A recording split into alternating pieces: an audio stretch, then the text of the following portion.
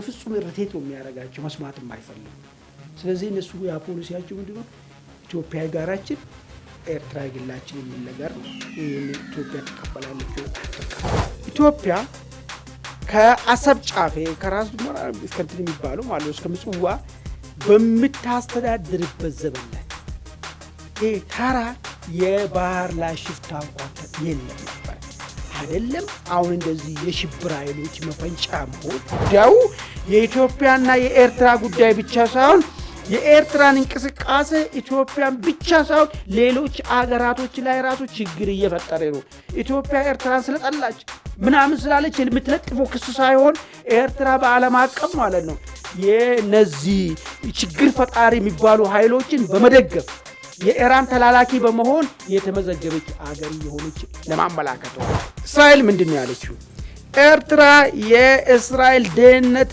ስጋት አደጋ የሆነች ነው የእስራኤል ብቻ አይደለም የአሜሪካ የደህንነት ስጋት እየሆነች ነው ነገር ግልጽ ያለ አቋም ያዘ መያዙን አንድ የእስራኤል ሚዲያ ዘግቧል አዋሳው ጉዳይ ምንም እኮ የለውም ዲክላሪንግ ኦፍ ዋር ነው በቃ ሌላ ነገር የለውም የምንሄድበት መንገድ የት ነው የምንሄደው የሚለውን ነገር ግልጽ አድርገን የገለጽንበት ነገር ነው የአርሚ ሰባ ነው ትላለ ግን በተጨባጭ የግብጽንም የሱዳንም ሌላም የሚገዛም በዚዛ ባይዞ ብር ካለ ብዙ ነገር ማድረግ ትችላለህ ታንከኞች እዚህ ምስራቅ አውሮፓ አካባቢ ብዙ ቀጥሬ ማዋጋት ትችላለህ እኔና ፌደራል መንግስት መልሰን ወደ ግጭት የምንገባ ከሆነ እንደከዚህ ፊቱ ፌደራል መንግስትና ዋድ ማዕከል ብቻ ሳይሆን ቀጠናዊ መልክ እንዲይዞ አደርጋለሁ ኢትዮጵያን ብቻ ሳይሆን ቀጠናው አካባቢ የደመሬት እንዲሆን እናደርጋለን የመንግስትን ደሞዝ የበላ የመንግስት አደራ የተሰጠው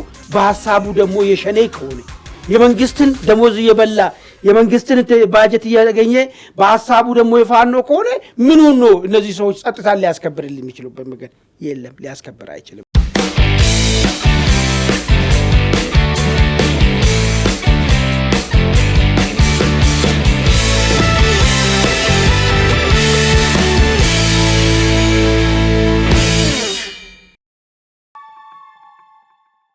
ጤና ይስጥልን በመላው ዓለም የምትገኙ ውድ አንድ አፍታ ሰዎች እንደምን አላችሁ እነሆ አንድ አፍታታችን ተጀምሯል በቅድሚያ በዛሬው አንድ አፍታታይ የምንመለከታቸውን ጉዳዮች እናስቃኛችሁ የመጀመሪያው ጉዳያችን ጠቅላይ ሚኒስትር አብይ አህመድ በተገኙበት የልዩ ዘመቻዎች እዝ ሐዋሳ ላይ ያሳየው ትርኢት መነጋገሪያ ሆኗል ተወደደም ተጠላም አሰብን ወይም ደግሞ የባህር በር እናገኛለን ተዘግቶብን አንቆይም የሚል ትርኢቱ ላይ ታይቷል እንደዚሁም ደግሞ አሰብ የሚል መርከብ የምትታይበት እንደዚሁም ደግሞ አንድ የመከላከያ ሰራዊት አባል ወደ አሰብ ደርምሶ ሲገባ የሚያሳይ ወይም ደግሞ ወደ አሰብ ሰብረን እንገባለን የሚል መልእክት ያለው መልእክትም ተላልፏል ሐዋሳ ላይ ከዚሁ ጋር በተገናኘ በእስራኤልና በኤርትራ መካከል አዲስ ውጥረት ማየሉ ተሰምቷል የውጥረቱ መነሻም ኤርትራ ለእስራኤል ዋና ቀንደኛ ጠላት ኢራን ፕሮክሲ ወይም ደግሞ መጠቀሚያ ሆናለች የሚል መሆኑ ተሰምቷል ኤርትራና ኢትዮጵያ ውጥረት ውስጥ በገቡበት አጋጣሚ እንግዲህ ከኢራንና ከኤርትራ ግንኙነት ጋር በተገናኘ እስራኤል አይኗን አስመራ ላይ ማትከሏ ምን አንደምታለ የሚለውን ጉዳይ እንመለከታለን ሁለተኛ ጉዳያችን የአማራ ፋኖ ብሔራዊ ንቅናቄ አፋብን በቅርቡ የተመሰረተው ድርጅት መሪ ዘመነ ካሴ አዲስ ከሰሞኑ ባስተላለፈው ቪዲዮ ላይ የአማራ ህዝብ ባለፉት 30 ዓመታት አሳልፋቸው ያለውን መከራ እንደዚሁ ደግሞ አሁን ላይ እየተደረገ ነው ስላለው ትግልና በአማራና በኢትዮጵያ መካከል አለ ስላለው የነበረ እንደዚሁ ደግሞ ወደፊት ይቀጥላል ስላለው ጉዳይ ያነሳውን ሐሳብ እንመለከታለን በሶስተኛነት የምንመለከተው ሳውዲ ምክትል ውጭ ጉዳይ ሚኒስቴሯን ወደ አዲስ አበባ ልካለች የሳውዲ ውጭ ጉዳይ ሚኒስቴር ከኢትዮጵያ ውጭ ጉዳይ ጌዶን ጢሞቴዎስ ጋር በቀጠናዊ ሰላምና ጸጥታ ጉዳዮች ላይ መክረዋል ወደ አዲስ አበባ ያቀኑት የሳውዲ ምክትል ውጭ ጉዳይ ሚኒስቴር ከአንድ ሳምንት ገደማ በፊት አስመራ እንደነበሩ ይታወሳል እንደዚሁ ደግሞ የሳውዲ ውጭ ጉዳይ ሚኒስቴር ባለፈው ከጠቅላይ ሚኒስትር አብይ አህመድ ጋር ውይይት ማድረጋቸው ይታወሳል ሳውዲ አረቢያ በኢትዮጵያና በኤርትራ መካከል የተፈጠረውን ውጥረት ተከትሎ በአዲስ አበባና በአስመራ መካከል የንግግር መስመሮችን ለመፍጠር እየተንቀሳቀሰች ነው ሳውዲ በአስመራና በአዲስ አበባ መካከል እያደረገችው ያለው ምልስ ምን አንደምታለ የሚለውን ጉዳይ እንመለከታለን አብራችሁን እንድትቆዩ በአክብሮት እንጋብዛለን በቅድሚያ አንድ መረጃ አድርሰናችሁ ወደ ዋና ጉዳዮቻችን እንገባለን ከሰሞኑ መከላከያ ሰራዊት ከተለያዩ ክልሎች እየወጣ መሆኑን የሚያመለክቱ መረጃዎች መሰማታቸው ይታወሳል ይደርሳል። ከአማራ ከኦሮሚያ እንደዚሁም ደግሞ ከቤኒሻንጉል ጉሙዝ ክልል መተከልም እየወጣ ነው የሚል መረጃ ተሰምቷል። ይህንኑ ተከትሎ መተከል ላይ በተለያዩ ወረዳዎች የኦነግ ሸኔ ታጣቂዎች ከፍተኛ የስጋት በማህበረሰቡ ላይ መደቀናቸውን መረጃዎች እየተሰሙ ነው። የአካባቢው ህዝብ ተወካዮች ምክር ቤት አባል ዶክተር መብራቱ አለሙ ህዝቡ ከፍተኛ አደጋ ላይ ነው፣ የፌዴራል መንግስት ይድረስለት የሚል አስቸኳይ ጥሪ አቅርበዋል። እንግዲህ ታጣቂዎቹ ቀበሌዎችን እየተቆጣጠሩ ነው የሚል መረጃ ተሰምቷል። እንግዲህ እዛ አካባቢ ከ3 እና ከ4 ዓመታት በፊት ከፍተኛ እልቂት መፈጸሙ ይታወሳል። አማን እንደምን አለ? ሰላም መርሻ። መልካም። በዚህ መረጃ ላይ አስተያየት ካለ ባጭሩ አጋራንና ወደ ዋናዎቹ ጉዳይ እንገባለን። መልካም መርሻ። እንግዲህ ከቅርብ ጊዜ ወዲህ መከላከያ ትልቅ ስራ ስላለው ጉዳዩ እንደ ሀገር ብሔራዊ ስጋት አደጋ የጋረጡብን ኃይሎችን መቀልበስ እንደዚሁም ደግሞ ከባህር በር ጋር የተገናኘውን ነገር እልባት ለመስጠት ዝግጅት ሲያደርግ እንደነበረ ከፍተኛ የመከላከያ አመራሮች በተለያየ ጊዜ ሲገልጹ ነበር። ሰሞኑን ያ ሲገለጽ የነበረው ነገር ወቅቱ ደረሰ፣ የተያዘለት እቅድ ደረሰ ይሁን እንግዲህ ተብሎ ነው የሚገመተው።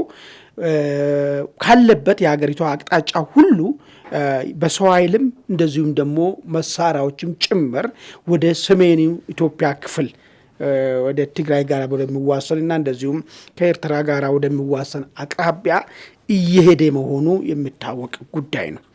ነገር ግን ይህ መከላከያ ለቆ አካባቢዎችን ለቆ ሲወጣ አንዳንድ ቦታዎች ላይ የጸጥታ ጉዳይ አስተማማኝ ደረጃ ላይ ባልደረሰበት እንደዚሁም ደግሞ አማጽያኖች የሚንቀሳቀሱ አማጽያኖች በትክክል አከርካሪያቸው ባልተሰበረበት ሁኔታ ላይ መከላከያ ለቆ መውጣት ንጹሃንን ለአደጋ ያጋልጣል የሚል እንግዲህ የተለያየ ሰዎች ሲያቀርቡ ነበር። ዛሬ እንግዲህ የተፈጠረው ነገር ምንድን ነው? ከዚህ ከቤኒሻንጉል ክልል አካባቢ ለቆ ሲወጣ በአንጻሩ እዛ አካባቢ የሚንቀሳቀሱ ኦሮሞ ነጻነት ሰራዊት ብሎ ራሱን የሚጠራው ወደ አካባቢው መስፋፋት ማሳየቱ የተለያየ መረጃ ምንጮች እያሳዩ ነው። እንዳውም አንተ ህዝብ ተወካይ ምክር ቤት ነው መሰለኝ ያቀረቡትን ነገርም አግኝተሃል። አሁን ይሄ ጉዳይ ምንድን ነው የሚያመላክተው? እዚህ ብቻ አይደለም፣ ሌላ አማራ ክልልም እንደዛ ነው። ባለፈ አይ ቲንክ ምንድን ነው የሚባለው ወረታ የሚባል ቦታ ላይ ንጹሃን አገልግሎት የሚሰጥ ሕክምና ጣቢያዎች የተቃጠሉበት ብዙ ውድመቶች የተካሄዱበት መከላከያ መውጣቱ ጋር ተያይዞ እነዚህ አይነት ነገሮች ተፈጥረዋል። ለምንድን ነው መከላከያ እነዚህ አይነት ነገሮችን አሬንጅ ሳያደርግ መውጣት አልነበረበትም? አሁንም ዳሜጅ ነው የሚሆነው። እሱ ብቻም አይደለም፣ ደግሞ መከላከያ ትልቅ ጉዳይ አለኝ ብሎ ወደዛ ከሄደ እዚህ መሀል ያለው በእነዚህ አማጽያን እጅ ላይ ሊወድቅ ይችላል የሚል ትንተና የሚያቀርቡ ሰዎች አሉ። ነገር ግን በተለያየ ጊዜ ሲገለጽ እንደነበረው መከላከያ መንደር ውስጥ ያለው ጸጥታ አስከባሪ አይደለም። እንደዚህ አይነት ስራዎች መሰራት ያለባቸው በፖሊስ ኃይሎችና በሚሊሻ ነው መደረግ ያለበት የሚል ደግሞ መከራከሪያ የሚያነሱ ሰዎች አሉ። ሪሊ እነዚህ መከላከያ የሱ ስራ ካልሆነ እነዚህን ኃይሎችን ፖሊስን፣ ሚሊሻን ለዚህ ብቁ አድርጓቸዋል ወይ? ብቁ አድርጓቸው ከሆነ እነዚህ አማጽያን ገፍቶ እንዳይገቡ ዳሜጅ እንዳያደርሱ ለምንድን ነው ያላስቻሉት የሚል ጥያቄ እንግዲህ ራሽናል ላይ መጠየቅ ትችላለህ። በተለይም ሰላማዊ ዜጎችን ከጥቃት የመጠበቅ ኃላፊነት አሁን የመከላከያ ነው፣ የክልል መንግስት፣ የፌዴራል ነው የምትለው አይደለም። መንግስት አሳይሆን የዜጎችን ሰላምና ደህንነት የመጠበቅ ግዴታ አለበት በማንኛውም ሁኔታ። ግን ፕራይመሪ መከላከል ነው አይደል? መከላከል የምትለው ከጠላት ነው የምትከላከለው። አሁን እኛ ሀገር ውስጥ ነገሮች ዝብርቅርቅ ስላሉና ችግሮችም ስላሉ ሽፍታን የግድ መከላከያ መጠበቅ የለበትም። ፖሊስ ምን ሰርቶ ይበላል? ሚሊሻ ምን ሰርቶ ይበላል? ለምሳሌ ነው ማውራሌ ነገር ማለት ሰውን ጠብቆ ማጅራት የሚመታው ማጅራት የሚመታው ሰው አካልን መከላከያ የዞረ እንደዚህ አይነት ነገር ማደን የለበትም። የጸጥታ መዋቅር አለ። የጸጥታ መዋቅር ይሄን መቆጣጠር መቻል አለበት። ነገር ግን የጸጥታ መዋቅሩ በዚህ ደረጃ እነዛን መቆጣጠር የሚችልበት ደረጃ ላይ ለመድረስ መከላከያ ይገዛ ማድረግ መቻል አለበት። አንዳንድ ቦታዎች ላይም እኮ መከላከያ የሚገባ ብዙ ጊዜ ነገርን በፖሊስ መወጣት ሲያቅተህ ነው፣ በሚሊሻ መወጣት ሲያቅተህ ነው፣ ባለው በጸጥታ መዋቅር መወጣት ሲያቅተህ ነው። ይሄ ከሆነ እውነታው የነዚህን ኃይሎች አቅምን ከፍ ባላደረክበት ሁኔታ ለቀ የምትወጣ ከሆነ በቀላሉ የመናድ ነገር ይፈጠራል ማለት ነው። አሁን ሰዎች ስጋት የሚያነሱ ከዛ አንጻር ነው የቤኒሻንጉሉ ጉዳይ የተነሳ ማለት የወንበራ ጉዳይ ማለት ነው። ከዚህ በፊት የተለያየ ጊዜ ይንቀሳቀስ ነበር ኦሮሞ ነጻነት ሰራዊት ብሎ ራሱን የሚጠራ ኃይል ሲንቀሳቀስ ንጹሃኖችን አጥቅቷል። የጉሙዝ አማጽያኖችን ንጹሃኖችን አጥቅቷል። የሚታወቁ ፋክቶች ናቸው። ስለዚህ መከላከያ ያን ቦታ በትክክል የሱ ሚና መጫወት የሚችሉበትን የጸጥታ ኃይሎችን ሳያዘጋጅ መውጣቱ እነዛ ቦታዎች መልሶ በነዛ እጅ ውስጥ እንዲገቡ ይደረጋል። በነዛ እጅ ደግሞ ከተገባ ንጹሃኖች አሁንም ሰለባ መሆናቸው ጉዳይ የማይቀር ጉዳይ ነው። ይሄ ጥንቃቄ መደረግ መቻል አለበት የሚል ነገርና ዋናው የእንትን ጠላቶቻችን ደግሞ የሚሉን ነገር ምንድነው መሰለኝ ልክ እንደ ሻዕቢያ አይታል። ሰሞኑ ሻዕቢያ ሆነ አንዴ ምጽዋ ላይ ያዘጋጀ ፕሮግራም ላይ ማለት ነው የምጽዋ የተቆጣጠሩ በፈንቅል ፕሮግራም ሲያዘጋጁ የቆጥራ ወርዳለሁ ብላ ብቷን ጣለች የሚለው ነገር እኮ ምን እንደታውቃለህ። በሌላ አነጋገር እኛ ጋር ስትመጡ እኛ በጀርባ በኩል እዛ እንመጣለን ባለን ሳተላይት ኃይሎቻችን እያለ ነው ያለው ነገር ማለት ይሄንን ጀስቲፋይ እንዳናረግለት ይሄን እውነት መሆኑን እንዳናረጋግጥለት አንደኛ መከላከያ ከመውጣቱ በፊት የነዛን የጠላቶች ወኪል ሆኖ እዚህ አካባቢ ሰላም ለማድፍረስ የሚንቀሳቀሱ ኃይሎችን አይቀጡ ቅጣት በትክክል ቀጥቶ አቂሙን ከአካባቢው ሚሊሻና ከአካባቢው ፖሊስ ደረጃ አድርሶ ነው መሄድ ያለበት ነገር። ይሄ ባልሆነበት ሁኔታ ፖሊስና ሚሊሻ ላይ ጥላ የሚጥል ከሆነ በቀላሉ መጥቶ ፖሊሱን ደርምሶ አልፎ የፈለጉትን ዳሜጅ ያደርሳሉ ነው። ስለዚህ ሲባል ጥንቃቄ መደረግ መቻል አለበት። ያ የሀገሪቷ ብሔራዊ ጥቅም ነው። እኔ በግሌ የሚደግፈው ጉዳይ ነው የሚካሄድበት ቦታ ማለት ነው። ይሄ ምንም በዚህ ጉዳይ ላይ ጥያቄ ያለው ምናልባት ባንዳ ወይ ደግሞ ኢትዮጵያዊ ካልሆነ በስተቀር ሌላ ሰው ጥያቄ ያለ አይመስለኝም። ለምን ባህር በራችን ይመለሳል፣ ለምን ገናናነታችን መልሰን እናገኛለን ብሎ አይኑ ምደማ ወይ ቆጠር ካረቆ ወይ ባንዳ ልጅ ካልሆነ ወይ ደግሞ ይሄን በማለቴ ነው የኔ ህይወት የተሻለ ህይወት የሚኖረው ከሚለው ከከርሱ አንጻር ካልሆነ በስተቀር ኢትዮጵያዊ የሆነ ሁሉ ይሄ ቀይ ባህር ላይ ኢትዮጵያ መመለሷ እንደ ኢትዮጵያዊነት ጥቅምና በረከት ነው የሚያመጣለት እንጂ ማታ አመጣ። ነገር ግን ያን ከማድረጉ ጋር ተያይዞ እዚህ ያለውን ነገር በደንብ እልባት መስጠት መቻል አለበት። ሁለተኛ ነገር በይዘው ከአቂም ጉዳይ ብቻ አይደለም። እዚህ ያለው ሚሊሻ እዚህ ያለው ፖሊስ የጠራ አቋም ያለው መሆን አለበት። የጠራ አቋም ማለት ነው የመንግስትን ደሞዝ እየበላ በሐሳብ የጉሙዝ ታጣቂ ከሆነ የመንግስትን ደሞዝ እየበላ የመንግስት አደራ የተሰጠው በሐሳቡ ደግሞ የሸኔ ከሆነ የመንግስትን ደሞዝ እየበላ የመንግስትን ባጀት እያገኘ በሐሳቡ ደግሞ የፋኖ ከሆነ ምኑን ነው እነዚህ ሰዎች ጸጥታን ሊያስከብርልን የሚችሉበት መንገድ የለም። ሊያስከብር አይችልም። እንደዚህ አይት ብሬን ዎሺንግ በትክክል መሰራት መቻል እሱ ስታረጋግጥ ነው አስረክበህ ሰጣቸው አንተ ወደ ትልቁ አላማ መሄድ የሚችለው የሚለው ነገር ነው። ከዚህ ጋር ተያይዞ አንድ መረጃ ልጨምርልና ወደ ዋና ጉዳያችን እንሄዳለን። አንደኛው መረጃ እንግዲህ ከዚህ በፊት እኛም ስናነሳ ነበረ አልቡራንና ጀነራል ዳጋሎ መካከል ሱዳን ውስጥ የተፈጠረው ሽኩቻን አስመልክቶ ቀጠናዊ መልክ እንዲይዝ የተለያየ ነገር እየተደረገ ነው። እዛ አካባቢ ያለው ሱዳናዊ ጉዳይ ብቻ አይደለም። እጃቸው ረጅም የሆኑ እነዚህ በሀብት የጦዙት የገልፍ አገራቶች አሉ። ሌሎች ደግሞ እነሱ በሚያመጡ ዶላር በክራይ ወይ ደግሞ ተገዝቶ ቅጥረኛ ታጋዮች አሉ የሚል ነገር ብዙ ጊዜ ስናነሳ ነበር። አንዱ የኛው ጉድ ነው። አርሚ 70 የሚባለው እዚህ ያኔ ማይካድራ ላይ ንጹሃንን ጨፍጭፎ ሸሽቶ ወደ ሱዳን ሄደ። አሁን ይሄን አገልግሎት እየሰጠ ነው ያለው መዋጋት እየተከፈለው ማለት ነው። ነገር ግን ፐርሰናሊ ብር ያገኛሉ። አይ ቲንክ ብሩ እንኳን ያው ለልጆቹ የሚሰጥም አይመስለኝም። ለዋድ ሰጣለ ለድርጅት እንደ ድርጅት ይጠቀማል። ነገር ግን ዋድ ደግሞ ይሄንን ነገር የሚጠቀምበት ምክንያቱ ኢትዮጵያ ውስጥ ሊፈጥር በሚያስበው ቀውስ ውስጥ ቀጠናዊ መልክ ላስይዞ ይችላሉ ለበኋላ ማለት ነው። በሌላ አነጋገር አልቡራንን ደግፌ አልቡራን የበላይነት እንዲያገኝ ካደረኩ እኔ እዚህ ፌዴራል መንግስት ላይ መልሼ ወደ መንበር ስልጣን ለመመለስ በማደርገው ትግል ላይ የአልቡራን ከጀርባ ከኔ ጋር ይሆናል። አንድ ግምት ነው። ሁለተኛው ግምት ግን ይሄም ባይሆን ነገር ራሱ እኔና ፌዴራል መንግስት መልሰን ወደ ግጭት የምንገባ ከሆነ እንደከዚህ ፊቱ ፌዴራል መንግስትና ዋድ መካከል ብቻ ሳይሆን ቀጠናዊ መልክ እንዲይዞ አደርጋለሁ። ኢትዮጵያን ብቻ ሳይሆን ቀጠናው አካባቢ የደም መሬት እንዲሆን እናደርጋለን ከሚል ህልም የተነሳ ይሄንን ጦር እዛ አስቀምጦ እንደውም አሁን ስብሰባ በዚህ በኩል ያሉትም ከትግራይ ካሉትም በኤርትራ በኩል ዞሮ እስከ ሱዳን ድረስ የመሄድና አርሚ ሰባ ላይ የመጨመር ጉዳዮችንም እየሰማን ነው ያለነው። አንዳንድ አዋጊዎችም እየሄዱ ነው ናቸው ነው እየሰማን ያለነው። ይሄ ማለት የጠነከረ በዛ በኩል እንዲኖርና ነገ በዛ ሰብሮ ለመግባት ስመጣ የአርሚ ሰባ ነው ትላለ፣ ግን በተጨባጭ የግብፅንም የሱዳንም ሌላም የሚገዛም በዚህ ባይዞ ብር ካለ ብዙ ነገር ማድረግ ትችላለህ። ታንከኞች እዚህ ምስራቅ ዩሮፕ አካባቢ ብዙ ቀጥሬ ማዋጋት ትችላለህ። ይሄ ያለ አሁን ጀነራል ዳጋሎን ሲጠየቁ ይሄን ነው ያስቀመጡት። ለምንድን ነው እኛ ከኮሎምቢያ መጣነውን የድሮን ኦፕሬተር የሚጠይቁን? አልቡራንስ አርሚ ሰባ የሚባልን የትግራይ ታጣቂዎችን ቀጥሮ ያዋጋብኝ የለ ወይ? ይሄን ነው አሁን ያነሱን ነገር ማለት ነው። ምናልባት ከዚህ ጋር ተያይዞ እቺ የድሮን ኦፕሬተር የምትባለው ነገር አሁን መረጃም ባለፈ ሰርተናል መሰለኝ የሆነ ፕሮግራም ማለት ነው። እዚህ ትግራይ አካባቢም በብር ተገዝቶ የመጡ መኖራቸውን እየተነገረ ነው ያለው። ይሄ ሌላ አደገኛ አመላካችነት ነገር አለው የሚል ነገር ነው። ይሄ ነው ያለ መረጃ።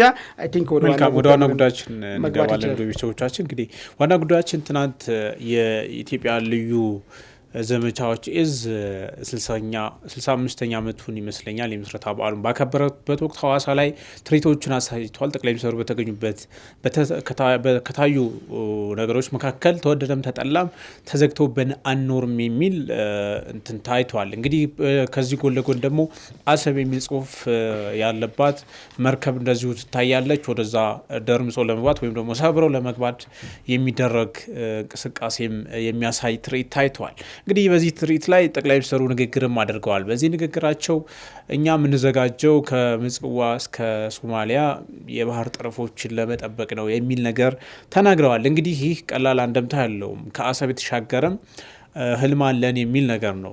እንግዲህ ከኤርትራ ጋር በቀጥታ የሚገናኝ መልእክት በተላለፈበት አጋጣሚ ደግሞ ኤርትራ የኢራን ፕሮክሲ ሆናለች ወይም ደግሞ የቀጠና ወኪል ሆናለች፣ ቀይ ባህር ላይ የኢራንን ኢንተረስት እያራመደች ነው የሚል ጭምጭምታ ሲሰማ ነበር። ይሄው ነገር አሁንም ተጠናክሮ ቀጥሏል። በተለይ ደግሞ እስራኤል ኤርትራን ትልቅ ስጋት አድርጋ እየተመለከተቻት እንደሆነ እርምጃም ልትወስድ እንደምትችል የሚያመላክቱ መረጃዎች ከወደ እስራኤል ሚዲያዎች በኩል በስፋት እየተነሱ ነው። አማን በቅድሚያ የትናንቱን የሐዋሳ ትርኢት ላይ የታየው ወይም ደግሞ የተላለፈው መልእክት ምን አንደምታለው ከሚለው እንጀምርና ከዚሁ ጋር ወደ ተገናኘው የእስራኤል እና የኤርትራ ጉዳይ እንሻገራለን። ጥሩ። ግን ለአድማጭ ተመልካቾቻችን ግልጽ እንድል ትንሽ ከውጭ ልምጣና መልሼ ወደ ውጭ ልመለሰው። ለምን መሰለ የሐዋሳው ጉዳይ ምንም እኮ እንትን እኮ የለውም። ዲክላሪንግ ኦፍ ዋር ነው። በቃ ሌላ ነገር የለውም። የምንሄድበት መንገድ የት ነው የምንሄደው የሚለውን ነገር ግልጽ አድርገን የገለጽንበት ነገር ነው ያለው። ይሄ ነገር ግን ሪሊ የኢትዮጵያ ብሔራዊ ጥቅም አንጻር ብቻ ነው ወይስ ዓለም ላይ እንደኛው የብሔራዊ ጥቅም ያላቸው በዚህ ቀይ ባህር አካባቢ ላይ ያለው ሌላ ብሔራዊ ጥቅም ያለው ወገን አለ ወይ? የተናበበ ነገር አለው ወይስ አንዳንዶቹ እንደሚሉን እኛው ብቻ በቅዠት እየቃዠን ነው ያለ ነው? ህልም ነው ይላሉ፣ ቅዠት ነው ይላሉ ብዙዎቹ ማለት ነው፣ የሻዕቢያ ወዳጆች ማለት ነው። ፉከራ ብቻ ይላሉ። ይሄ ነገር ሪሊ በፉከራ ደረጃ ብቻ ሆኖ የሚቀር ነገር ነው ወይስ ሌላ ተያያዥ ነገሮች ከወደ ውጭ አለ የሚለውን ነገር እናንሳሴ ልምጣ። የኛ ላቆየውና ምንድን ነው ያለው ዓለም አቀፍ በተለይ ኤርትራና እስራኤል መካከል ምንድን ነው የተፈጠረው የሚለውን ነገር እስቲ ነው። እስራኤል ምንድን ነው ያለችው? ኤርትራ የእስራኤል ደህንነት ስጋት አደጋ እየሆነች ነው። የእስራኤል ብቻ አይደለም የአሜሪካ የደህንነት ስጋት እየሆነች ነው የሚል ነገር ግልጽ ያለ አቋም መያዙን አንድ የእስራኤል ሚዲያ ዘግቧል። ለምን ለሚለው ጉዳይ ሲያነሳው ኤርትራ ሀውቲ አማጺ ማለት እንግዲህ በግንባር ቀደም በኢራን የሚታገስ በሳውዲዎች የሚደገፍ ኃይል ማለት ነው። ይሄ ሀውቲ አማጺ በዚህ ቀይ ባህር አካባቢ ላይ እውቅታ ችግር ሲፈጠር የነ እስራኤልና የነ አሜሪካን ብሔራዊ ጥቅም የሚጎዳ እንቅስቃሴ ሲያደርግ አልፎም ተርፎ ለዚህ ደግሞ ኢራን አለውልህ ከጀርባ እያለችው ከዚህ በፊት የምናስታውሰው ነገር አለ። የኢራን ጦር መሳሪያ የጫኑት አየሮች ምጽዋ ላይ ያራገፉትን የምናስታውሰው ጉዳይ ነው። ያ የተራገፈው ነገር ቀጥታ ሄዶ ለሀውቲ እንደተሰጠም ሲዘገብ ነበር በወቅቱ።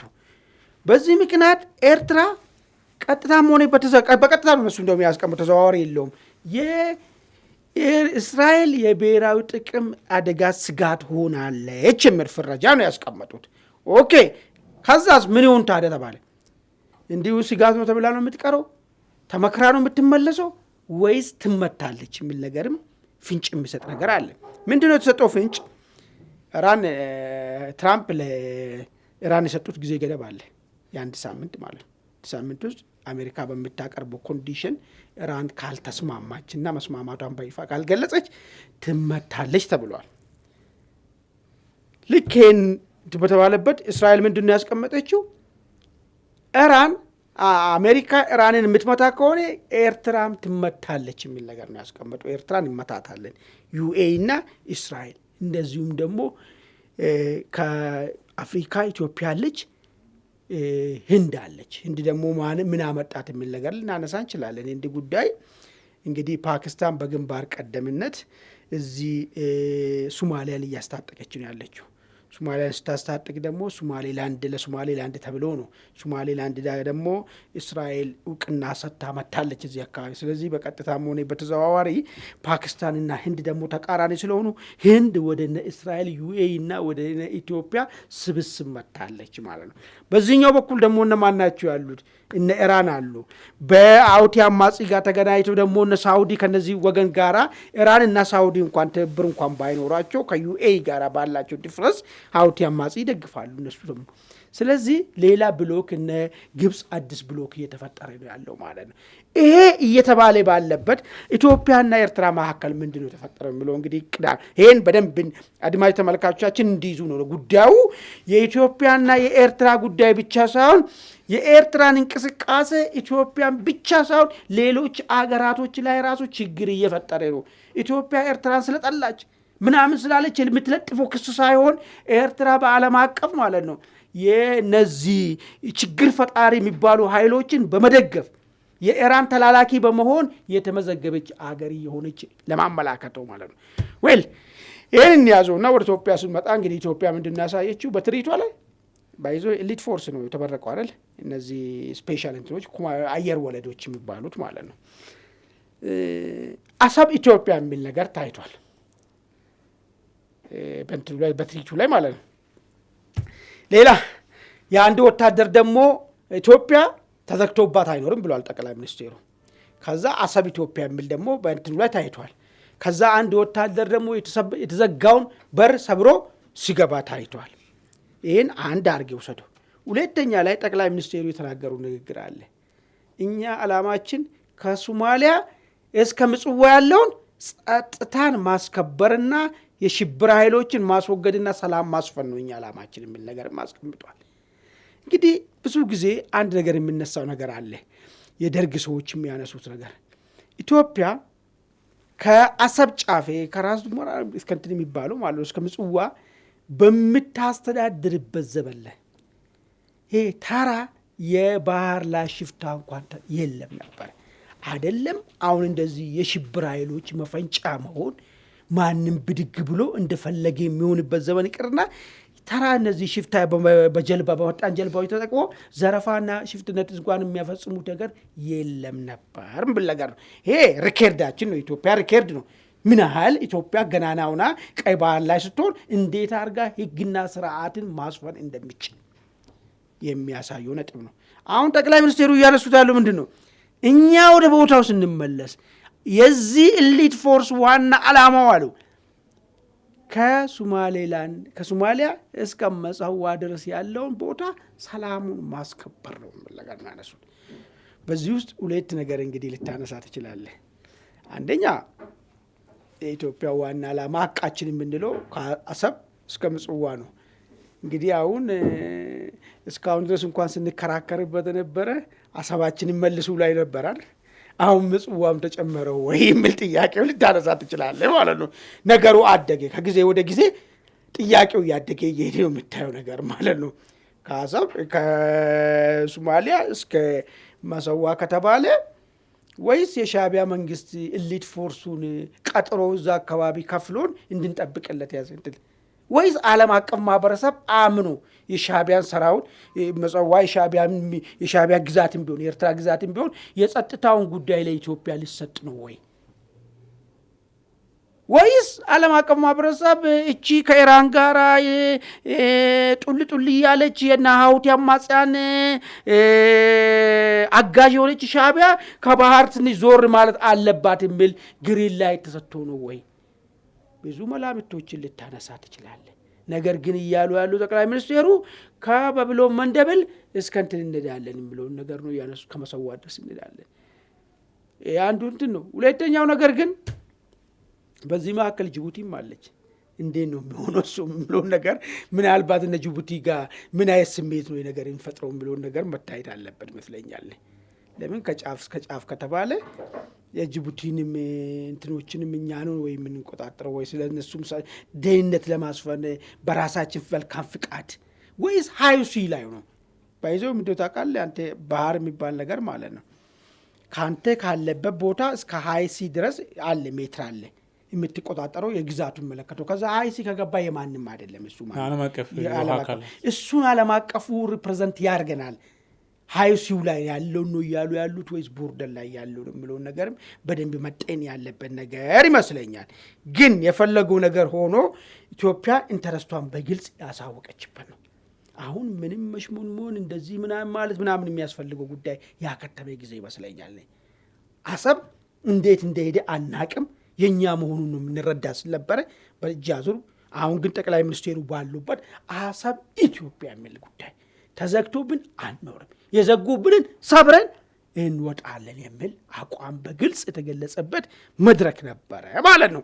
ይህ ጉዳይ አሁን ኢትዮጵያና ኤርትራ ካሉበት ሰሞናዊ የውጥረት ሁኔታ እንግዲህ ሁለቱም ሀገራት የሚሊተሪ ሞቢላይዜሽን ላይ ናቸው፣ ድንበር አካባቢ የሚሉ ነገሮች አሉና ምን አንደምታለው ባጭር? እሱን እኮ ነው አሁን ምንድነው መሰለህ ይሄ ዲተራንሲም ነው።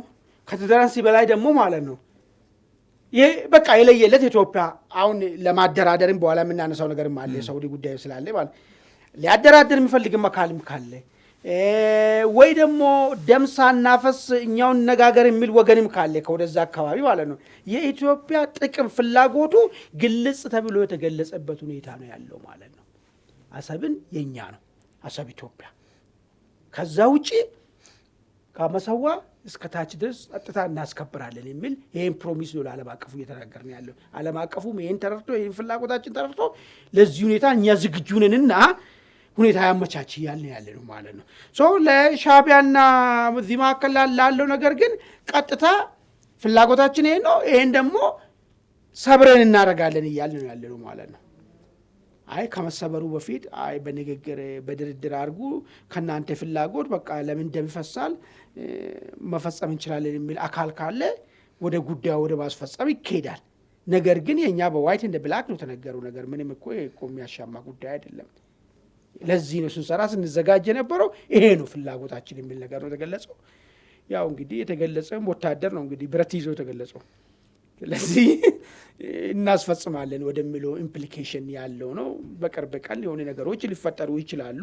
እንዳውም ለቅድም ከውጭ ወደ ውስጥ ልምጣል ያልኩበት ምክንያት የኢራንና የአሜሪካ ጉዳይ እልባት ካላገኘና በጦር መልክ የሚሄድ ከሆነ እስራኤል አስቀምጣለች። አውቶማቲካሊ እስራኤል ደግሞ ከዩኤ ኢትዮጵያና ህንድ ጋር ነው ጥምር ፋይል ፈጥሮ ኤርትራ ትመታለች የሚል ነገር ነው ያስቀመጡት ማለት ነው።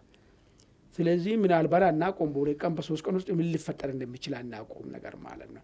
ግን የሚደረግበት ዓላማ ትልቁ ስዕል ባለፈ የተገለጸው ስዕል ነው ማለት ነው። አሁን ምንድነው ለኢትዮጵያ ህዝብ ባይዞ ኮሚንዶ ታውቃለህ። አሁን አንዳንድ ሰው ካለ መረዳት አለ። አንዳንዱ ደግሞ ያው አፍራሹን ፕሮፓጋንዳንም ከመስማትም ሊሆን ይችላል። ምን ተፈልጎ ኢትዮጵያና ኤርትራ ይጣሉ ያሉት ምናምን የሚለው ጉዳይ ላይ እኔ ብዙ ጊዜ እዚህ ታስቀምጫለሁ። ኤርትራ ለኢትዮጵያ ብሔራዊ ስጋት ደህንነት አደጋ ሆናለች የሚል ነገር አስቀምጠናል። ይሄ አንድ ሀገራቶች እኮ የሚጋጩበት እስራኤል እኮ ይህን እኮ እያነሳች ያለች እኮ ለዛውም እኮ እስራኤል በተዘዋዋሪ ጠላቶችን ታደራጅብኛለች፣ የእኛ ግን በቀጥታ ታስታጥቅብናለች። ማንኛውም ያኮረፈ ኢትዮጵያ ውስጥ አኩርፍ ያለው ካለ ሻዕቢያ ቦታ ሰጥቶ ትጥቅ ሰጥቶ ስልጠና ሰጥቶ ለማደራጀት ሁሉ ጊዜ ፈቃደኛ ሆኖ የሚቆምበት ሁኔታ ነው ያለው። ይሄንን ይሄ መቀጠል የለበትም።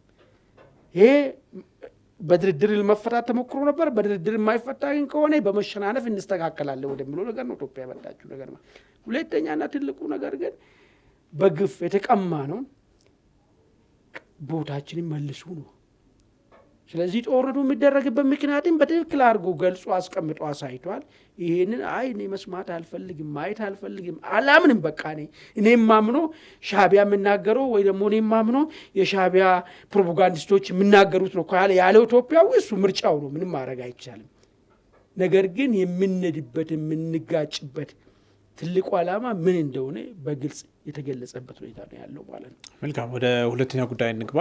እንግዲህ በቅርቡ የተመሰረተው የአማራ ፋኖ ብሔራዊ ንቅናቄ አፋብን ሊቀመንበር የሆነው ዘመነ ካሴ እንግዲህ አንዴ ሱዳን ነው አንዴ ኤርትራ ነው የሚሉ ሀሜቶች እነሱበት ነበር። አሁን እንግዲህ የድርጅቱ መሪ ከሆነ በኋላ በቪዲዮ ቤንሻንጉል ጉሙዝ አካባቢ እንደሆነ የተገለጸ ቪዲዮ ተሰራጭቷል። በዚህ ቪዲዮ ላይ እንግዲህ በአማራ ሕዝብ ላይ ደረሱ ያላቸውን ነገሮች ያነሳል። እንደዚሁም ደግሞ አሁን እያደረገን ነው የሚሉት ትግል ምን አይነት አውድ እንዳለውም የሚያመላክት ነው። እንግዲህ ቪዲዮ አማን እንግዲህ ከዘመነ ጋር በተገናኘ ብዙ ነገሮች ሲነሱ ነበረ። በደጋፊዎቻቸውም በተቃዋሚዎቻቸውም በኩል ሀገር ውስጥ የለም ከሀገር ወጥቷል ምናምን የሚል እንደውም በከፍተኛ የመከላከያ አመራሮች ጭምር ይባል ነበርና አሁን ኢትዮጵያ ውስጥ ወይም መተከል ውስጥ እንደሆነ የተነገረለት ቪዲዮ ተሰራይቷል። ከሱ ይልቅ ይዘቱ ላይ ምን ሀሳብ አለ? ስላነሳ ብቻ መልስ ልስጥና እኔ የሚፈልገው ስለ ይዘቱ ነበር የሚፈልገው እንጂ ዘመኔ የት ነው ዘመኔ እዛ ነው እዚህ ነው የሚለው ነገር ብዙም ገዢ ነገርም ሊሆን የማይችልም። ግን አሁንም መተከል ለመሆኑ ምንድን ማረጋገጫ ማቅረብ ይችላል? እኔ ያልኩት ኦልሬዲ ከዛ እንደሆነ የተገለጸ ቪዲዮ የገለጹ ሰዎች ገለጹ አሉ እንጂ ምንድን ነው ማረጋገጫ ዘመኔ አሁን መተከል ለመሆኑ ማለት 3 የመተከል ታጣቂዎችን አምጥተህ እዚያ ጎጃም ውስጥ ማብሬ ልታወራ ትችላለህ፣ ኤርትራ ውስጥ ማብሬ ልታወራ ትችላለህ። ፎቶን ቪዲዮን ያየነው እና ቦታውን እርግጠኛው ቦታ እችን ዛፍ እኔ መተከል እንደዳጋጥፍ ምናምን ብሎ ሊያረጋግጥልን የሚችል ሰው ካለ ማረጋገጥ ይችላል። አሁንም የት እንዳለ ቪዲዮ አያረጋግጠንም ልፈልጌ ነው እሱን ነገር ማለት ነው። ነገር ግን እኔ የትም ኑር የትም ዋናው ነጥቡ ነው የፈለግኩት እዛ ላይ የተነሳው ነጥቦች ላይ ነው መነጋገር የፈለግኩት። ምንድን ነው እዛ ላይ ያነሳው ነጥብ አንድ ነጥብ አለ which is very interesting የሆነ ነገር አማራ ባለፉት 70 ዓመታት አለ አማራን ከሌሎች የመነጠል ስራ ተሰርቷል፣ ጥላቻ ትርክ ተፈጽሟል። የነቃ ሁሉ አማራን እንዲጠላ ተደርጓል። በዚህ ምክንያትም ብዙ ውድመቶች ተፈጽመዋል። ብዙ እልቂቶችም ተካሂደዋል የሚል ነገር ማንም ኢትዮጵያ ውስጥ ፖለቲካን የተረዳም መረዳትም ሳይሆን መስማት እድልም ያገኘ ሰው ይሄ ውሸት ነው ብሎ የሚከራከርበት ነገር የለም። በተለይ ባለፉ 30 ዓመታት በዘመነ ወያኔ ውስጥ አማራ ኢህአዴግ መራሹ ህወሓት መራሹ ኢህአዴግ ዋና የአይዲዮሎጂው ያው እንትኑ ማለት የሚቀነቀነው አማራ የሚባል በመጥላት አማራ የሚባልን ደግሞ በማሸነፋቸው የተመሰረተ ኮንግራጁሌሽን ስርዓት እንደነበረ ነበር ሲገልጹ የነበረው። ይሄን ደግሞ ሰሩ ዛሬ ትግራይ ያሉ ሰዎች ናቸው እነ ደብረጽዮን። ሌላ ምንም እንደ ቲዮሪ አድርገን የምናወራ ነገር አይደለም። ነገር ግን ይሄን መቀልበስ የሚቻለው እንዴት ነው ብሎ ጋጋ ነው ያልተግባባው ማለት ነው። አማራ ጠል የሆነ አስተሳሰብን ለማጥፋት እነዚህ አማራ ጠል የሆነ አስተሳሰብን ይዞ አገር የመሩ ሰዎች ጋራ በመስራት ነው ወይ የሚስተካከለው? እኔ አሁን አንድም ቀን ሰምቼ ስለማላውቅ የሚያስቀምጠው ነገር አለ እሱ ጋር ቆይ እመጣልሃለሁ። አንድም ቀን ሰምቼ አላውቅም። እኔ እነ ደብረጽዮን አሉ በህይወት ቢሞቱ መለስ ነው ሞተው ቢሞቱ ስዩም ነው ሞተው ቢሞቱ አቦይ ፀሐዬ ነው ሞተው ቢሞቱ አንዱ ማናቸውኛ አይነ ስውሩ እሳቸው ነው ሞቱት። አብዛኛዎቹ ማለት በሚቻልበት የዛ አይዲዮሎጂ ሐሳቡ ፈጣሪ ሐሳቡን ተግባሪ ሰዎች አሉ ኢንክሉዲንግ አቦይ ስብሐት ማለት አንድም ቀን ልክ አልነበርንም ተጸጽተናል ሲሉ አልሰማንም። ስለዚህ ይሄ ሐሳብን በሐሳብ ደረጃ ኢንዶክትሪኔት ያደረጉ በሐሳብ ደረጃ ዛሬም ደግሞ መልሰን በዚህ ሐሳብ ነው የምናስተዳድረው የሚሉ ሰዎች ይሄን ሐሳብን ባልተውበት ሁኔታ ከነዚህ ሰዎች ጋር ስትራቴጂ አላይንስ እንፈጥራለን እያልክ አማራ ባለፉት 70 ዓመታት ተጨፈጨፈ፣ ተገደለ፣ ተጠላ፣ የነቃ ሁሉ አማራን ገደለ የሚለው ነገር ተራ ከተራ ቃላት ዘለለ ምንድነው ተግባራዊ ሊሆን የሚችል? እኔ አንድ ጥያቄ አለ ለዘመነ። አንዱ እሱ። ሁለተኛ ኢትዮጵያ ውስጥ እንግዲህ የነቃ ሁሉ የተደራጀ ሁሉ አማራን የሚጠላ በብሔሩ የተደራጀ ነው። በብሔር አይዲዮሎጂ ነቅቶ ነው። ከዛ በኋላ አንተን የበደለ አንተን የጨፈጨፈ አንተን የገደለ አማራ ነው የሚለውን ሐሳብ ይዞ ይነሳል። ታዲያ ይህንን ማሸነፍ የሚችለው አንተን በብሔር በመደራጀት ነው። በብሔር በመደራጀት ነገ አንተ ደግሞ ምን ልታመጣ ነው? ልክ እነሱ እንዳመጡት አንተ ደግሞ በዛኛው ብሔር ጥላቻ ትረስተ ምን ልትፈጥር ነው አንተ ደግሞ?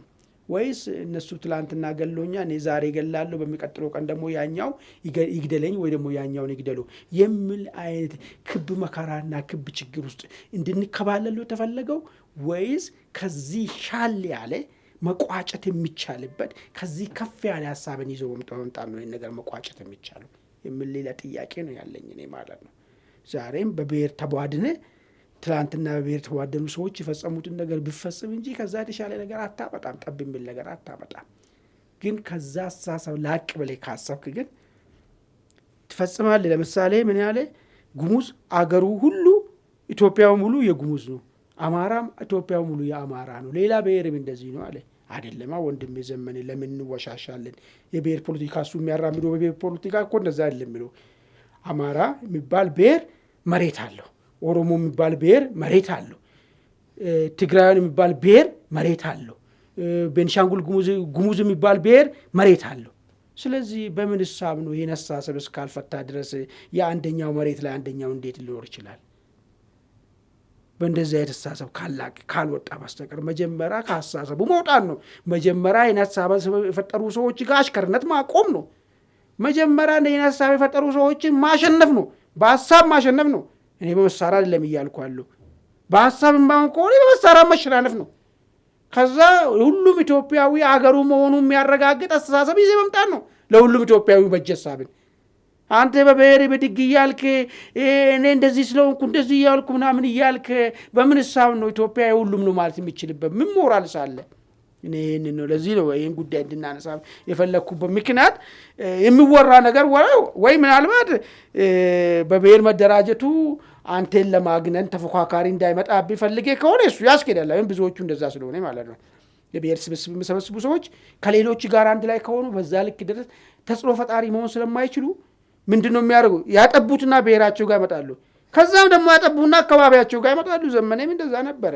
ጎጃም ጋር ነው ሄደው መንገስ የሚችልበት ቦታ ላይ ማለት ነው። ሌሎችም የብሔር ፖለቲካ አካባቢ ስታይ እንደዚህ ነው የምትሉ ብሔር ላሉ ተፎካካሪ ደግሞ ከመጣ ወደ አካባቢያቸው ይወርዳሉ። ከዛ ወደ ወንዛቸው ይወርዳል። እነሱ ኤሌፋንት ሆኖ መታየት የሚችሉበት ቦታ ነው የሚፈልጉት ነገር ማለት ነው። ለዛ ከሆነ ኦኬ ለስብስቡ ለመፍጠር ይሄ ያወራው ወሬ ነው። ግን ፋክቱ ግን እሱ ያወራውና እያደረገ ያለው ነገር የሰማይና የምድር የሚራራቁና ዘይትና ውሃው ነው ነገሮች መሆናቸው ነው። መልካም፣ ወደ መጨረሻው ጉዳይ እናልፋለን። ካለን ሰዓት አንጻር መጨረሻው ጉዳያችን ሳውዲ አረቢያ የምክትል የውጭ ጉዳይ ሚኒስትሯን ወደ ኢትዮጵያ ልካለች። ከኢትዮጵያ ውጭ ጉዳይ ሚኒስትር ጌዲዮን ጢሞቴዎስ ጋር ተወያይተዋል። በሰላምና ጸጥታ ጉዳዮች ላይ በተለይም በቀጠናዊ ጉዳዮች ላይ ተነጋግረዋል ተብሏል። እንግዲህ አዲስ አበባ የሚገኙት የሳውዲ ውጭ ጉዳይ ምክትል ሚኒስትሩ ባለፈው ሳምንት ገደማ አስመራ እንደነበሩ ይታወሳል። ከኢሳያስ አፈወርቂ ጋር መወያየታቸው የሚታወስ ነው። እንደዚሁም ደግሞ በዛ ወቅት የሳውዲ ውጭ ጉዳይ ሚኒስቴር ከጠቅላይ ሚኒስትር አብይ አህመድ ጋር ውይይት ማድረጋቸው ይታወሳል። እንግዲህ የሳውዲ ባለስልጣናት ከአስመራና አዲስ አበባ የመመላለሳቸው ጉዳይ በኢትዮጵያና በኤርትራ መካከል የተፈጠረው ውጥረት ነው። በኢትዮጵያና በኤርትራ በኤርትራ መካከል የተፈጠረው ውጥረት ከሁለቱ ሀገራት አልፎ እንግዲህ በቀጠናው በተለይም ቀይ ባህር ላይ ያለውን የሳውዲና የተባበሩት አረብ ኤሚሬትስ እንደዚሁም ደግሞ ሻገር ሲልም ሌሎች ሀገራትንም ፍልሚያ እንግዲህ የሚወስን ነው የሚል አንድምታ ያለው ትንታኔ እየተሰጠ ነው። ሳውዲም ከዚህ አንጻር እንግዲህ ኢትዮጵያ ጋር በስፋት እየተመላለሰች ነው። አማን የሳውዲ ያደረገችው ያለው እንቅስቃሴ እንግዲህ ከኤርትራ ጋር ጥብቅ ወዳጅነት እንዳላት ይታወቃል። ከኢትዮጵያ ጋር ምንም የጠላትነት የሚባል ደረጃ የደረሰ ባይሆንም ወዳጅነት አላቸው። እንግዲህ በግልጽ ግን ፍንትው ያለ ወዳጅነት ነው ወይም ጎራ የለየለት አይደለም። መሀል ላይ የሚዋልል አይነት ነገር ነው ያለው። ከኤርትራ ጋር ግን እጅና ጓንት የመሆኑ እንቅስቃሴዎች አሉ። አሁን ኢትዮጵያና ኤርትራ ወደ ጦርነት ቢገቡ ከኤርትራ ጎን እንደምትሰለፍ በደንብ ተጨባጭ መረጃዎች አሉ። ከወዲሁ የሚወጡት የግጭት አመላካች መረጃዎች እሱን ነው የሚያሳዩትና እንዴት ታየዋለህ ይህን ጉዳይ? ጥሩ እንግዲህ አጠር እናደርገውና ምንድነው የሳውዲው ምክትል እንትን ባለፈ የውጭ ጉዳይ ሚኒስቴር ናቸው አይደል? አዲስ አበባ የነበሩት አስመራ የነበሩት ደግሞ ወደዚህ መጥቷል መልሶ ማለት ነው። አሁን እዚህ የመጡት ምንድነው ምን ተፈልጎ ነው ሳውዲ አንዴ አስመራ አንዴ አዲስ አበባ የተመላለሰች ነው ብሎ ነገር ካየን ምንም ሌላ ነገር አይደለም። ምናልባት በዲፕሎማሲ ተብሎ ቀጠናዊ ጉዳይ ላይ ተወያየን ምናምን ቢባልም ዳሩ ግን እውነታው ፍሬ ነገሩ ምንድነው? ኤርትራና አዲስ አበባና አስመራ መካከል ድርድር ለማስጀመር ሙከራዎች የተደረጉ ነው ያሉት ማለት ነው። ወይ ደግሞ ቅድመ ንግግሮች የተጀመሩ ነው ያሉ ማለት ነው። አሁን እኔ ዋናው ነጥብ ምንድነው? ኢትዮጵያና አስመራና አዲስ አበባ ሊስማሙ የሚችሉበት ግራውንድ አላቸው ወይ? እኔ እሱ ነው ማየት የምፈልገው ነገር ምንድነው ያላቸው አቋም። ሳውዲስ አሁን ባለው አሰላለፍ መሀል ላይ ገብታ አደራዳሪ አነጋጋሪ መሆን ምትችልበት እድል አለ ወይ? እሱም ምንድነው መሰለኝ ባለፈ አንድ ነገር ገልጫለሁ። አሁን ያለው ችግር ራሱ በሳውዲ ሊፈታ የሚችል ነገር ነው ወይ? ሳውዲ ሊፈታ የሚችለው ሁለቱ አካላቶች ተስማምቶ ገለልተኛ ነሽና አንቺ ጽሁፉን ተጽፎ ሆነ ነገሮችን ይደረግ ብለባን ቢባል ወይ ደግሞ ለዚህ ስምምነት ማሽበረቂያ የሚሆን ትንሽ ዶላር ጣል አርጊና ቢባል ልትመጣ ትችላለች፣ ልታረግ ትችላለች። ልክ ከዚህ በፊት ኢትዮጵያና እንትና እንዳደረገ ጅዳ ላይ እንደተፈራረመ አሁን ግን እንደዛ አይደለም። በጣም የሰማይና የምድር ተራራቂ ፍላጎት አለ። በኢትዮጵያ በኩል ኤርትራ ፖሊሲዋን መቀየር አለባት። በኢትዮጵያ ላይ ያዘችው ፖሊሲ ይህን ለመቀየር ደግሞ በንግግር ሞከርን። ከዚህ በኋላ በማስገደድ ነው የምናደርገው የሚል ነገር ነው። ምንድነው ያ ፖሊሲ?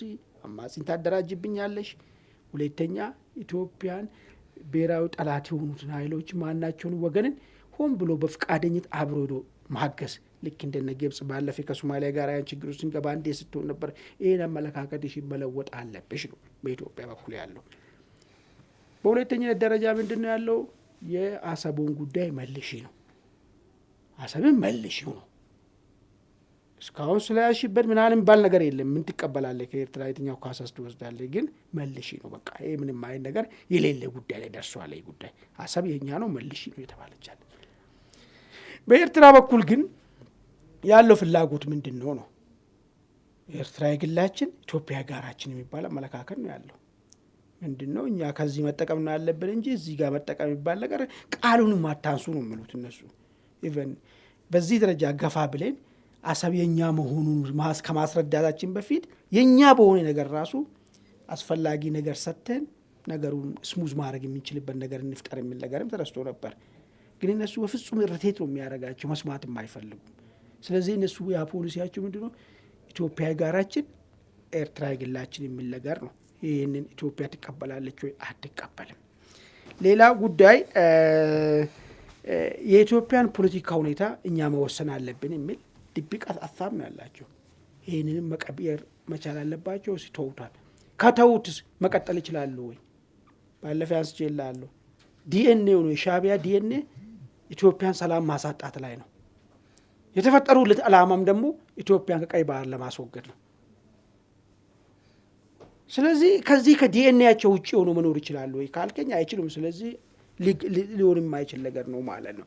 ይሄ ከሆነ ልዩነቱ በዚህ ደረጃ የሚሰፋ ከሆነ ሳውዲ አደራዳሪ ሆና የምትመጣው ምን ቢሆን ነው? እንደው አንዳንድ ጊዜ እስቲ ትንሽ ለሰላም ትንሽ ቀዳዳ በር የምንስጠውና ምን ቢሆን ሊስማሙ ይችላሉ ብዬ አሰብኩና ብዙም አዋጭ አይመስለኝም፣ ብዙም የሚያሳምን አይመስለኝም። ግን ምን ታየ መሰለ? ኤርትራ ፖሊሲዋን ትታ ኢትዮጵያ ደግሞ የአሰብን ጉዳይ መተው። አሁን ኢትዮጵያ የአሰብን ጉዳይ ትተዋለች። እንግዲህ እሱ የመንግስት አቋም አደውም እዚህ ጋር የደረሰ ነገር አይቀርም። ስለዚህ ኢቨን እንኳን ኤርትራ እንኳን ኢትዮጵያን ማስጨነቁ ኢትዮጵያን ማተረማመሱ መተው ባችል እንኳን ዲኤንኤው ቢሆን ኤርትራም እኮ አይችልም አይተውም ይሄን ነገር። ለምን መሰለኝ ኤርትራ የሚባል ብሔርተኝነት የተገነባበት ነገር በዜሮ ይባዛል ኢትዮጵያን ካላተረማመሱ። ለዚህ ሲባል እነሱ መተው አይችሉም። እንዲያው ቢሆን ሊደራደሩ የሚችሉ ብዬ ኢትዮጵያም የአሰብን ጥያቄ ተይ ብትባል መተው የሚችል አይመስለኝም። ምናልባት በዚህ ጉዳይ ሊደራደሩ ቢችሉ ብዬ ነው። ሌላ ኤርትራ የአሰብን ጥያቄ መቀበልና በተለያየ መንገድ እንግዲህ የዳቦ ስም እናወጣለትና መለስኩ ምናምን የሰረኩት ምናምን ባይባል በቃ በሰጥቶ መቀበል ሰጠን አይን ነገር ብሎ አዲስ ፖለቲካ ተርሚኖሎጂ ተፈጥሮለት ማለት ነው እንድትመለስ ማድረግ። ኢትዮጵያ ደግሞ ለዚህም ጥሩ የሆነ ነገርን ብታረግ ለኤርትራ ይሆናሉ ብዬ አሰብኩ። ይሄ የማይሆንበት ምክንያት አለ። ሌላ ደንቃራ ህወሓት ባይዘው ታስታውሳለህ? ባለፈ የአሰብ መንገድ ጥርግ ያስጀምር ህወሓት ነው ዋነኛ እንቅፋት የሆነው። ሻቢያዎችም ስለነበሩ ህወሓትን አስወግዱና ያላስወገዳችሁ ይሄ መንገድ ፖርት መጠቀም አትችሉም በፍጹም የሚል ሀሳብ ነው ያነሱት። በጣም ስለሚረብሽ በሱ በኩልም ባልፍም ይረብሻል እንትኑ አድማሱን እያሰፋ ማለት ህወሓት በህይወት እያለ ይህም ሊሆን አይችልም ማለት። ስለዚህ እንዳው ትንሽ ማሳጅ ነው እንጂ ሊሆን የሚችለው የሳውዲ ሰሞነኛ ሙከራ ምንም ከነገሩ ሊያስቀር የሚችል ነገር አይደለም። በቃ የተነቃቃ ሰው ተነቃቅቷል። ምንድነው የሚባለው በአማርኛ? ብርሌ ከነቃ አይሆንም ዕቃ ነው የሚባለው። በቃ ተነቃቅቷል። አሁን ከዚህ በኋላ የለም። በቃ ያለ አማራጭ ምንድን ነው ማለት ነው? አንዱ አንዱን መከባበር የምንችልበት ደረጃ ላይ መድረስ መቻል አለበት። ያን ደግሞ በንግግር አልተቻለ እንግዲህ በጉልበት እንከባበራለን ማለት ነው። ይሄ ነው ሊሆን የሚችል። መልካም ውድ ቤተሰቦቻችን የዛሬውን አንድ አፍታ እዚህ ላይ ቆይተናል። ስለተከታተላችሁን በእጅጉ እናመሰግናለን። በቀጣይ እስከምንገናኝ ጤና ይስጥልን።